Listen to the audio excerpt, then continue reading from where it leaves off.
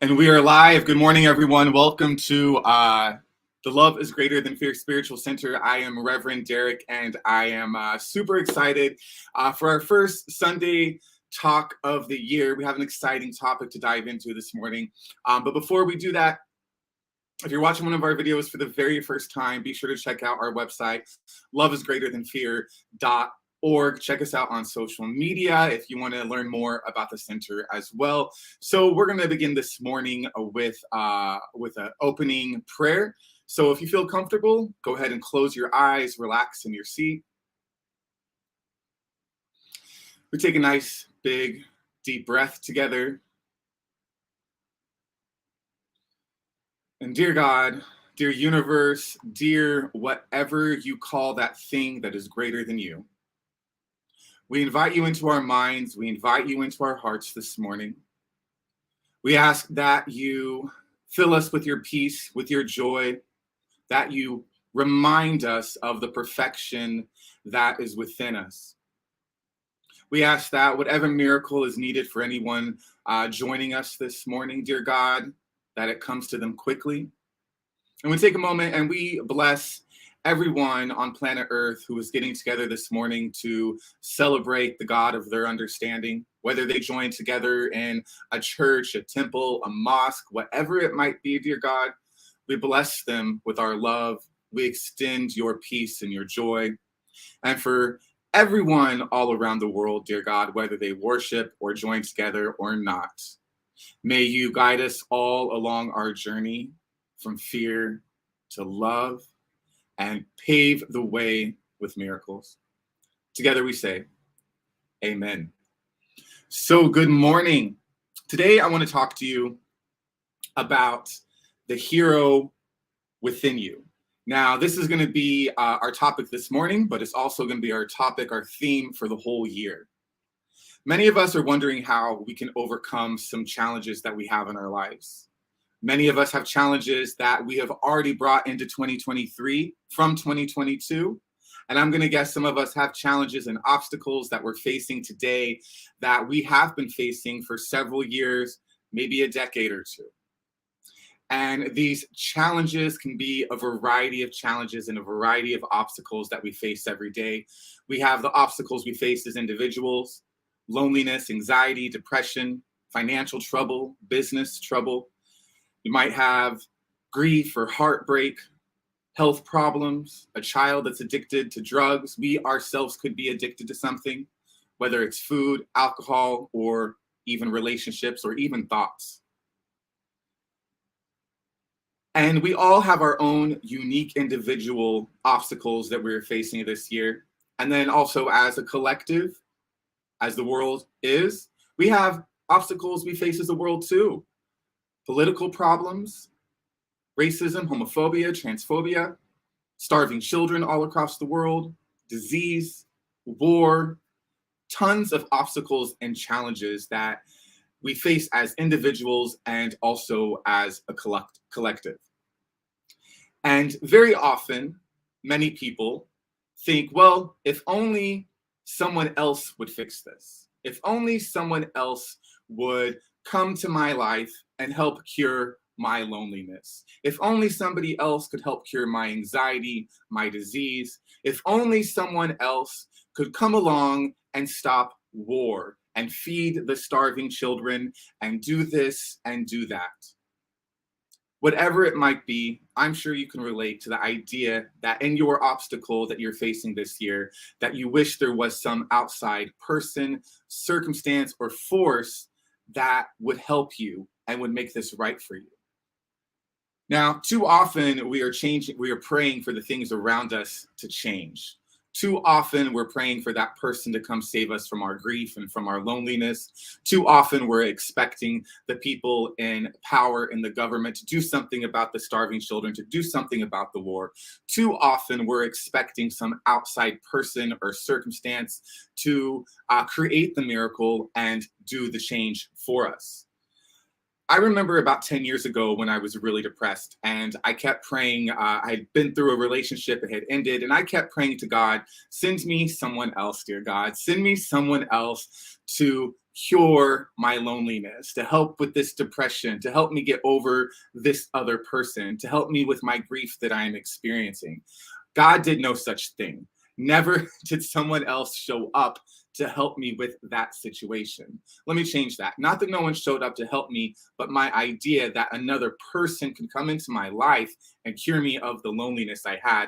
Not only was that not the right solution, but that poor person that would come into my life with me expecting them to cure my loneliness, my depression, my grief, whatever it might be.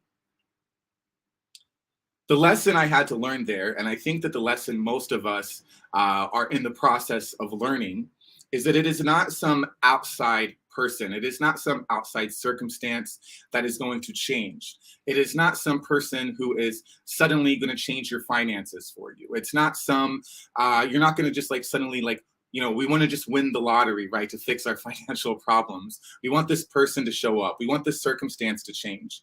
And, you know, winning the lottery, a new relationship, a new job, a new career, those could be part of the miracle.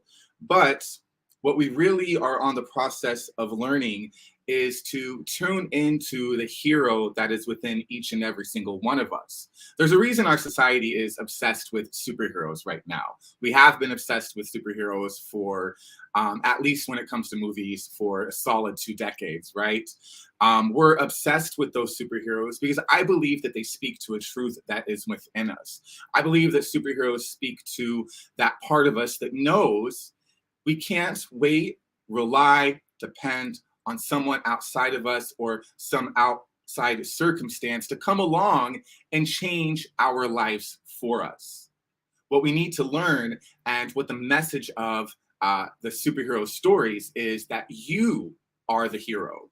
You are the hero that has the ability to bend time and space and transform your life into something else. That hero is within you. Now, in A Course in Miracles, it doesn't specifically use the word hero, but in lesson 38 of the workbook, it says as the mantra for that day, there is nothing my holiness cannot do. There is nothing my holiness cannot do. I want you to take a moment and just, I'm going to say it one more time. I want you to just let that enter your consciousness. There is nothing my holiness cannot do. Now, be aware of how you internally responded to that mantra. Did you believe it? Did you question it? What do you think that word holiness means? Now, in A Course in Miracles, the word holiness is very similar to the idea in Buddhism of the whole mind. So your holiness is the part of your mind that is whole and remembers who it is, remembers that it is a child of God, remembers that the way to think and the way to be is a way to think of love and a way to be in love. It is the part of your mind that does not experience the childhood trauma. It is the part of the mind that is not jealous, it is not competitive, it is not angry, it is not sad. It is the part of the mind that you share with every brother and sister on the planet. It's the deep down part of you that is true. Notice it doesn't say there is nothing you cannot do. It does not say there is nothing you can't do with your own abilities and your own strength. It doesn't say that there is nothing your ego cannot do. It doesn't say that there is anything, that there is nothing that you as a physical person cannot do. Because we know that we as people, as individuals, especially as people who think predominantly with fear, that there are limitations on what we can and cannot do. Spiritual communities are really big about saying to you, there is nothing you cannot do. But that is a lie. There are limitations on what you can and cannot do. However, when it comes to your holiness, when it comes to the whole part of your mind, the part of your mind who remembers who it is love, and why it is here to love. When you're in that place of your mind, there is nothing that holiness cannot do. Lesson 38 goes on to say, your holiness reverses all the laws of the world. It is beyond every restriction of time, space, distance, and limits of any kind. Your holiness is totally unlimited in its power because it establishes you as a son of God at one with the mind of his creator. Through your holiness, the power of God is made manifest. Through your holiness, the power of God is made available. And there is nothing the power of God cannot do. Your holiness then can remove all pain, can end all sorrow, and can solve all problems. It can do so in connection with yourself and with anyone else. It is equal in its power to help anyone because it is equal in its power to save anyone.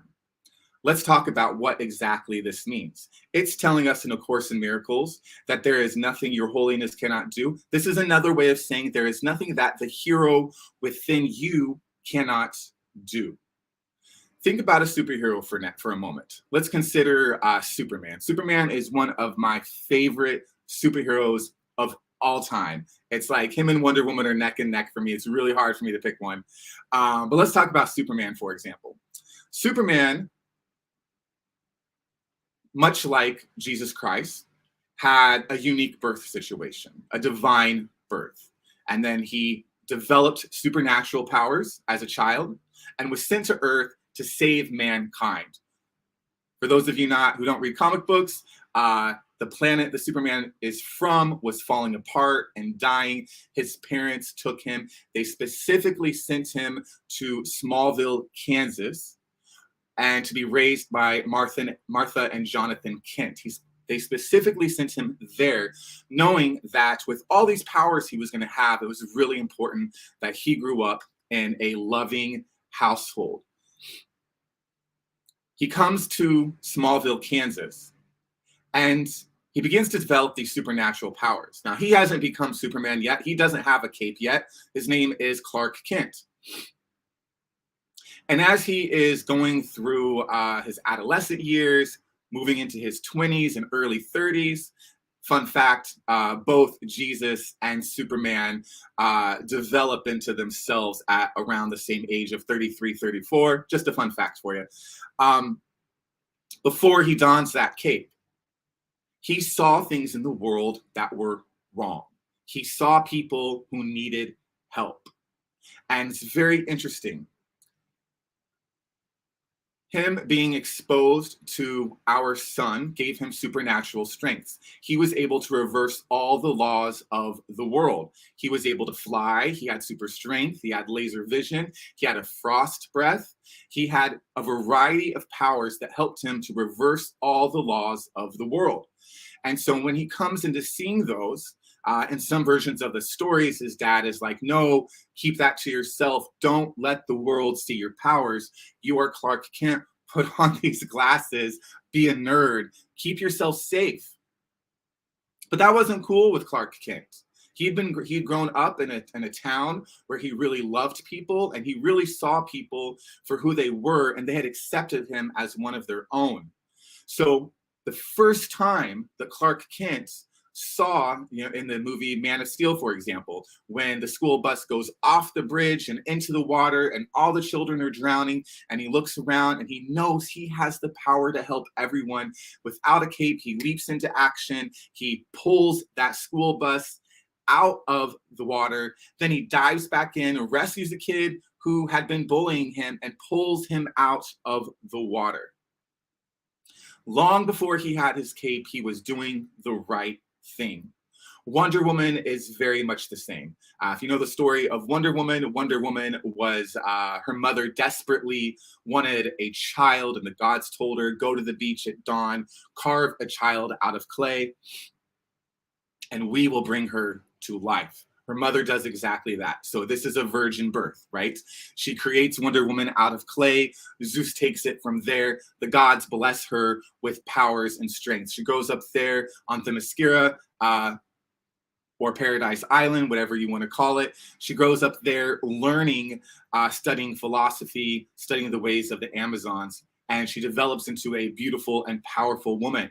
When she first sees Steve Trevor, the first man she ever sees on her island and need of help, she leaps into action to help him despite her mother saying no. And then when she tells her mother we should go to man's world and we should fight the forces of evil there, her mother says no. And Diana says, I'm going anyway. It's the right thing to do. She goes to man's world. She sees war. She sees these horrible things she never even experienced on her island. And she begins to make things right to the best of her ability. She doesn't wait for someone to help her, show her the way, tell her what she should or shouldn't do. She looks around at what's happening and she says, you know, you people are crazy. I can't believe you live like this, but I'm going to help. And there's a scene in the movie with Gal Gadot where there's a village of people that are in need of help. And Steve Trevor tells her, no, we can't go help them. We got to stick to the strategy. And that is not cool with her.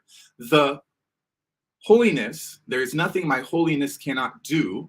The right-minded self, the awakened self, wants to help. Very often in spiritual communities, there are people that think, well, you know, I'm awake, and the world is crazy and it's a mess, and I'm going to stand here and do nothing. That is not an awakened person. The awakened person, the Christ self, the Buddha mind, leaps into action to help people all around them. Now, these stories of Superman and Wonder Woman are very similar to the stories of Buddha and Jesus Christ. These are actually stories we've been telling for thousands of years about these children born of a miraculous birth with supernatural powers who show others how they can overcome the obstacles in their life. Now, here I am, and I just said to you, there is nothing your holiness cannot do. I just said there is a hero within you that can overcome your loneliness, can overcome your anxiety, can overcome your depression, can overcome your financial hardships, your health problems, whatever it is that you might be facing. There is a hero within you, otherwise known as your holiness, that can save you from whatever you are experiencing, whatever pain or suffering, both as an individual and as a collective. Now, as I'm saying that to you, there is nothing your holiness cannot do. There is nothing the hero within you cannot do. You might be wondering then, Derek, why don't I experience that? Why do I not have enough money for retirement? Why hasn't the love of my life shown up? Why isn't the job showing up? Why am I still addicted, Derek? Why am I still overeating, Derek? Like, why are all of these things happening to me if you are telling me there is nothing that my holiness cannot do and that my holiness can reverse all the laws of the world? Well, that is a great question, and that's why we have talks like this. The answer to that is that within every mind of every person that lives on this planet, there are two voices speaking. There is a voice of love speaking. There is a voice of fear speaking. There is a voice of God. There is a voice of ego. They're simultaneously speaking to us. The Course in Miracles tells us the problem with the world is that the thinking of the world is 180 degrees away from the thinking of God, the thinking of the universe, the thinking of love. Most of us, if not all of us, are listening to the voice of fear as it speaks to us every day. The Course in Miracles tells us that the voice of fear, the voice of ego, the voice of doubt, whatever you want to call it, not only does it speak loudest, it speaks first. And because we are listening to that voice, we are experiencing a lack of miracles all around us as individuals and as a collective.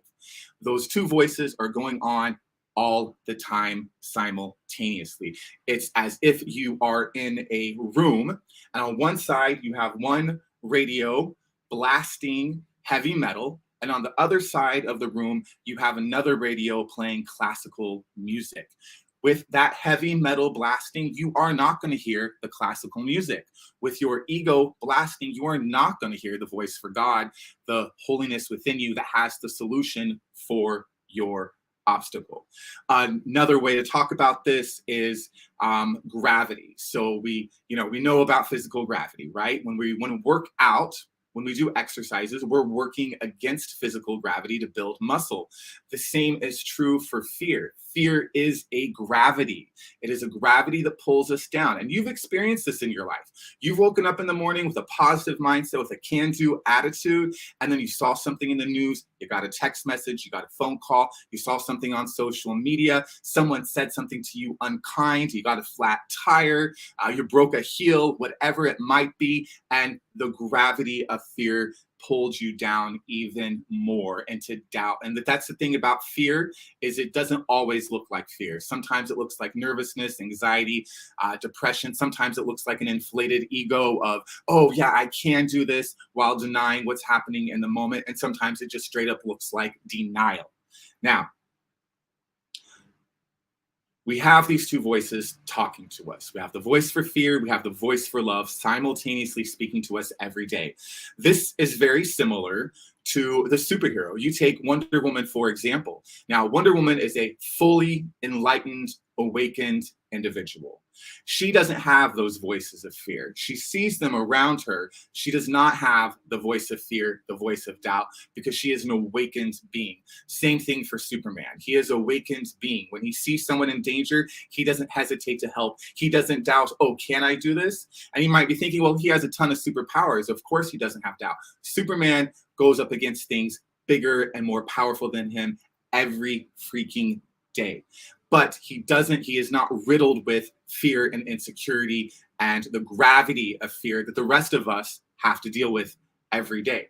But instead of having a voice for fear, what does the superhero have? A super villain, right? Superman has to deal with, think about it. Superman's biggest villain on the planet is who? Lex Luthor. Lex Luthor has no superpowers. He is a man, but he is a man who is obsessed with the physical world. He is not an awakened man. He is a man who is possessed, a man who craves power by the terms of the physical world. He is jealous of Superman. He hates Superman. He wants to collect as much power and esteem and fame and money and all that he can. That's what he is obsessed with, and that's what turns him into the supervillain. And that's what Superman has to deal with. Now, the challenge in our world over the past few decades, we used to think of people like the Lex Luthors, these successful billionaires who say what they want to say and get people all riled up. I'm not going to name any names, but you know who the Lex Luthors of the world are. But we live in a time where we've stopped idolizing the heroes, and we now idolize the supervillain. We now idolize the Lex Luthors of the world. We now want to talk about them. So many personal development quotes and so many things like that are attributed to people who are Lex Luthors in our world. Same thing is true for Wonder Woman. In Wonder Woman's story, one of her greatest villains is the cheetah. For those of you who don't know who the cheetah is, just sound a woman who is able to transform into a cheetah. Now, the very thing that's interesting about both Superman and Wonder Woman's villains is that Superman and Wonder Woman are spiritual beings. They are Christ figures. Their villains are people who are obsessed with the material world. The cheetah in some of the stories is a beautiful woman who is obsessed with collecting gold, collecting artifacts. So when she sees Wonder Woman arrive to man's world and she sees the golden lasso of truth, she must have it. She must have the things that are Wonder Woman's, and she's jealous of Wonder Woman. She's consumed with being competitive with Wonder Woman, and in the process, her and Lex Luthor and all the supervillains kill a lot of innocent people. And yet in the stories, the Superman and the Wonder Woman and the Black Panther and the Captain America and the Iron Man, all those characters always overcome these super villains because there is nothing their holiness cannot do. And it's not that these super villains are just, often they're physically weaker, often they're not. You think of Superman and some of his other villains, Metallo, Doomsday, other characters who are more powerful and stronger than him, and he doesn't let that stop him. So there's nothing your holiness cannot do. And you have this voice of fear that is constantly speaking to you. So, what do we do about this voice for fear? Well, we silence the radio. We spend a little less time on social media. We spend more time in quiet and in silence before we go into the material world. We spend more time every day remembering who we are. Now, earlier I mentioned about how obsessed with these stories our culture is. And here's what's really fascinating about this. You know, Superman and Batman and Wonder Woman, they came out in like the 30s and 40s. That's when the comic book world just really began to explode. And the superhero, as you know it today, was developed at that time. But here's what's really interesting thing about that. You can go back hundreds and thousands of years, and mankind has been telling these same stories for thousands of years. You think of Jesus Christ, right? He is a superhero of that time. You think of Buddha, right? Buddha is the same thing as Wonder Woman and Superman. It is a unique birth situation. Buddha was born to a wealthy family where he never saw poverty, he never saw sickness, he never even saw older people. All he ever saw was just like beauty and all the things that would satisfy a young prince. That's all he ever saw until one day he awakened and saw the pain and suffering of the world, and he decided, I'm going to do something about it. Now, you can go back even further to the Greek god Dionysus. Dionysus is one of the oldest Christ-like stories, a virgin birth, miraculous powers, and then a sacrifice / death, much like Jesus experienced according to tradition.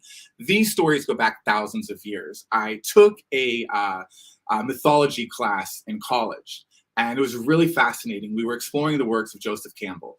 And as we were exploring his works, and we were reading all these different myths from ancient Greece, from ancient Egypt, and then also looking at Jesus and modern heroes, what was really interesting that was pointed out, that was based on what we understand of how people were able to communicate thousands of years ago, they weren't able to share these stories. It's not like the people of ancient Egypt were hanging out on their lunch break with the people of South America and telling them the story about this Christ figure, telling the story about their gods, and they were all being passed around. That absolutely was not happening. They didn't have cell phones. They didn't have the internet. They didn't have the means to travel around and share those stories. They were unable to do that. So why is it that this story of the Christ figure, of Superman, Wonder Woman, Dionysus, the Greek gods, the ancient Egyptian gods, why are all of these stories, why do they all exist in every culture from the beginning of time? I will tell you why. Now, in that class, they proposed two things, okay? They said either it's just coincidence, right? It's just coincidence that man has been telling the same story for thousands of years, or it's because all of these stories exist within the man, within the mind of man. And if we probe the mind of man, we will see that all these stories are but archetypes that we all have experienced, that we all adore, that we all cling to, that hold to be psychological truths for us.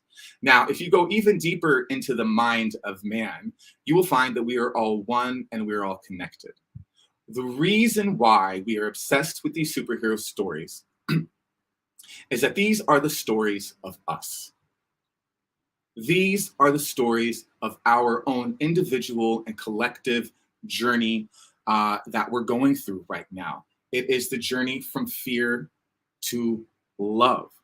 Each and every single one of us is the hero and the villain in our own life. Each one of us were born miraculously. Of all the millions of potentials that could be birthed when your parents hooked up, you were born. You know, one time I remember I was talking to one of my parents, and I remember thinking, gosh, they can't stand each other. It's what a miracle that they even had sex in 1983. What a freaking miracle. That is a miraculous birth in my mind, that these two people who couldn't stand each other were that intimate. But each and every single one of us have a miraculous birth. Each and every single one of us have supernatural powers that stem from our holiness, the right use of our minds, from the hero within us. It is this hero that is within you today that can overcome whatever your financial problem is. It is the hero that is within you that can overcome any diagnosis you've gotten from a doctor. It is the hero within you that can overcome your relationship challenges, your grief, your addiction. It is the hero within us that can save the world from war and children starving.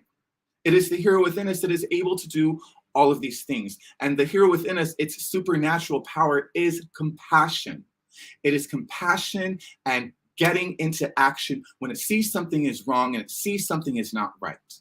So, how do we begin to shift from this idea that there is nothing that our holiness cannot do, from there is a hero within me that can overcome any obstacle? We begin with meditation and prayer. Begin by spending at least 5 minutes every morning with your eyes closed, dedicating the time to God, dedicating the time to silence, relaxing the mind, relaxing the heart, tuning out the physical world, turning down that radio station that's blasting the heavy metal, turning down our thoughts, turning down whatever the volume of the world around us. When we turn down that volume, we can begin to hear that voice for God. Begin to find that hero within us that can overcome any obstacle.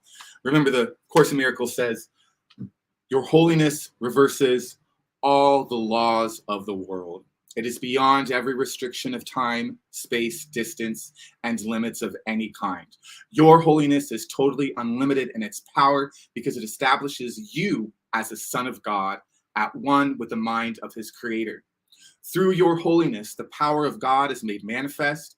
Through your holiness, the power of God is made available. And there is nothing the power of God cannot do. Your holiness then can remove all pain, can end all sorrow, and can solve all problems.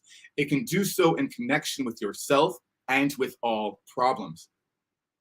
It is equal in its power to help anyone because it is equal in its power to save anyone. There is nothing your holiness cannot do. I invite you to take one of two thoughts into your week this week. Either the mantra from lesson 38, there is nothing my holiness cannot do. But if you want to update that to a different mantra, we could just say, there is nothing the hero within me cannot do. You are Wonder Woman. You are Superman. You are the Black Panther. You are Iron Man. You are Thor. And some days we're Catwoman. So I want you to remember that. Now we're going to take that into prayer and wrap up our talk this morning. So if you feel comfortable, go ahead and close your eyes. Take a nice deep breath.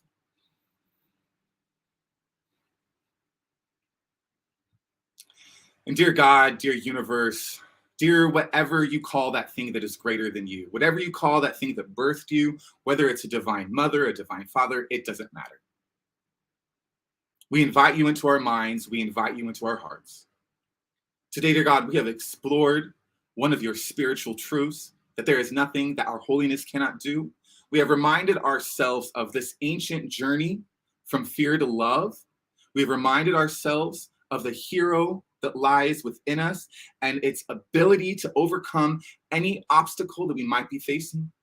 And so, dear God, here's what we ask from you this morning. That you remind us as we go through the week of our spiritual strength, our spiritual courage, our spiritual wisdom, and our spiritual truth of who it is that we actually are as a son of God, as a daughter of God, as a child of God, dear God, whatever words we use. Remind us of who we are. Help us to turn down the volume of the ego so that we can hear your sweet sound, your sweet reminder that we are by our very nature whole. We are by our very nature perfect. We are by our very nature guiltless and shameless. We are by our very nature cured of any disease, free of any financial burdens, connected to our loved ones. And at the perfect place and perfect time, dear God, we ask for a miracle for anyone who is listening right now, or anyone who is listening to a recording, or anyone around the world who is asking for help, dear God. We ask for a miracle in their life. We ask for that shift in perception. We ask for the volume of fear to be turned way down and the volume of the spirit to be turned way up, so we may be guided, guarded, and directed in the coming days and in this coming week. We take a nice deep breath. And together we say, Amen. If you feel that, if you receive that, give me an amen in the comment section. Now, it has truly been an honor to get with you this morning and to explore the hero within you and the idea that there is nothing your holiness cannot do. I have a couple additional resources for anyone who feels they could use a little extra help along their spiritual journey. If you want to get more information about A Course in Miracles, I recommend you go to acim.org. On acim.org. You can get more information about the course. You can read it for free as well. A variety of resources over there for you, for anyone wanting to learn more about A Course in Miracles. If you want to learn more about our center, you can go over to loveisgreaterthanfear.org. On our website, you are going to find a variety of free resources, prayer services. You're going to find information about our social media. You're also going to find information about our coaching and counseling programs. Now, our center relies entirely on your generous donations. We have a pending 501c3. So if you feel served by today's message, if you like what we're doing over here and you want to help support us financially, you can make a donation on PayPal at Love is Greater Center, or you can just go over to loveisgreaterthanfear.org, click on the donate page, get more information. On that donate page, you're going to see what we do with the money that comes to our center. You're going to see how it helps us to pay for streaming services, hosting the website, a variety of different things we use to interact and teach. You're also going to find that your donations also help us to offer free coaching and free counseling to people who want it. And also it helps secure the future of this center as we go into a new year and begin doing live events and meeting more in person, just things like that. So if you want to get more information, be sure to go over to loveisgreaterthanfear.org. Last thing I'll leave you with is there is probably somebody on your Facebook timeline and Messenger, on YouTube, somewhere on social media, who could benefit from the talk today, from the conversation we're having. So don't forget to like, comment, and share this with your friends and with your family so that more people can be reminded today of the hero that lies within them. I appreciate you showing up. I hope you have a miraculous week, and we will talk soon. Until next time, love one another.